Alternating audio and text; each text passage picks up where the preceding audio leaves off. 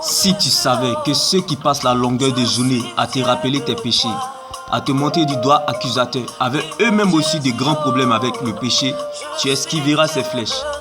Tu porteras ta croix et tu marcheras avec fierté, car ce qui arrive est mieux que ça. Bien-aimé, un chrétien peut tomber dans le péché. Un chrétien peut traverser le péché. Un chrétien peut marcher dans le péché, mais il ne peut pas demeurer dans le péché. Car la Bible pouvait nous le dire. Lorsqu'on va en guerre, on ne passe pas son temps à défendre, mais plutôt à attaquer. Quand Dieu veut élever une personne, il ne lui donne pas de l'argent, mais plutôt un conseil.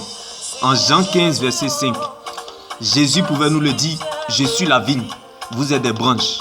Si vous demeurez attachés à moi, comme moi je demeure attaché à vous, vous produirez beaucoup de bons fruits. Car sans moi, vous ne pouvez rien faire. » Alors bien-aimés, ne jugez jamais ceux qui tombent dans le péché, car vous ne saviez pas ce que vous feriez si vous étiez à leur place. Dieu nous appelle toujours par ce que nous aimons, car Abraham était dans l'idolâtrie. Ses parents furent idolâtres. Mais il a fini le père de la foi.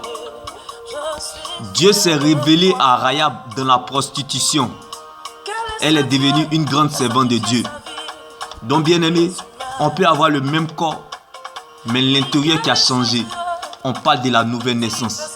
Car Nicodème avait le même corps la journée, mais l'intérieur qui a changé la nuit, parce que Jésus-Christ était en sa direction. C'est Jésus-Christ qui a fait le son. Alors bien aimé, si Dieu te veut, il t'aura. Dieu nous attire toujours par ce que nous désirons. Dieu n'a pas peur de souiller ses mains, de mettre sa sainte main dans cette boue-là, dans cette boue de péché-là pour te prendre. Parce que tu as dû prier à ses yeux. Tu vaux plus que de l'or aux yeux de Dieu. On ne jette jamais l'or qui est souillé de la boue. Tu vaux plus que de l'or et de l'argent aux yeux de Dieu. Donc, bien-aimé, même si tu es dans le péché, même si tu es prostitué, même si tu es drogué, même si tu es tué, mon Dieu me dit qu'il t'a choisi. Dans ton incapacité, il t'a choisi. Dans tes faiblesses, il t'a choisi. Dans ton péché, il t'a choisi. Dans tes erreurs, il t'a choisi. Dans tes défauts, il t'a choisi. Car Dieu n'appelle pas les qualifiés, mais il qualifie ceux qu'il appelle. Dieu ne choisit pas les appelés, mais il appelle ceux qu'il a choisis. Nous nous sentons 3 fois saints et nous empêchons les gens de voir la gloire de Dieu. La lumière ne se révèle pas dans la lumière. La lumière se révèle dans les ténèbres. Dieu se révèle dans les ténèbres. Car bien-aimé dans le Seigneur, la Bible pouvait nous le dire. Abraham était dans l'idolâtrie, ses parents furent idolâtres. Ce n'est pas vous qui m'avez choisi, mais c'est moi qui vous ai choisi afin de vous donner de l'espérance et de l'avenir. Donc bien-aimé dans le Seigneur, Dieu fait grâce à qui il veut, comme il veut, quand il veut et où il veut. Que les gens veuillent ou pas, tu entendras la voix de Dieu comme Abraham. Que les gens veuillent ou pas, tu entendras la voix de Dieu comme Saraï. Tu deviendras Sarah. Que les gens veuillent ou pas, tu entendras la voix de Dieu comme Rahab la prostituée. Tu deviendras Rahab la servante de l'Éternel. Que les gens veuillent ou pas, tu entendras la voix de Dieu. Mon Dieu se révélera à toi. Il changera ton identité. Il changera ton nom. Il dit à une Mara, tu deviendras Naomi. Il dit à une Saraï, tu deviendras Sarah. Il dit à un Jacob, tu deviendras Israël. Il dit à un Simon, tu deviendras Pierre. Il dit à un Saul de Tarse, tu deviendras Paul, bien-aimé. Ce sont les pécheurs qui expérimentent la gloire de Dieu. Ce sont les pécheurs qui voient la gloire de Dieu. Car Moïse ne savait pas parler, mais il a vu la gloire de Dieu. Aaron ne savait pas prier, mais il a contemplé la gloire de Dieu. Jacob était un usurpateur, un voleur, mais il a expérimenté la gloire de Dieu. C'est que ton règne est possible. On peut avoir le même corps, mais l'intérieur qui a changé. On parle de la nouvelle naissance. Il n'y a pas de reconnaissance sans connaissance. Il n'y a pas de renaissance sans naissance. Il faut être connu avant d'être connu. Quand Dieu te montre une vision, c'est parce qu'il t'a donné la provision. La parole de Dieu est notre position. Il n'y a pas de vision sans révision. Alléluia. Bien-aimé dans le Seigneur. Oui, bien-aimé, ne limite pas la main de ton Dieu. Dieu n'est pas limité par ton péché. Ton péché ne peut pas diminuer Dieu. Laisse-moi t'annoncer cette bonne nouvelle en ce jour. comme Abraham qui était dans l'idolâtrie. Bien-aimé, rien et personne ne pourra empêcher à Dieu d'accomplir sa volonté dans ta vie.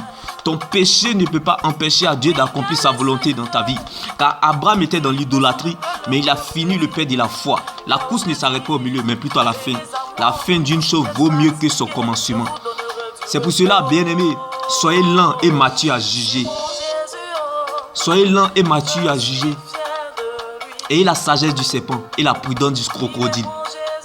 Car bien-aimés, on peut avoir le même corps, mais l'intérieur qui a changé. On parle de la nouvelle naissance.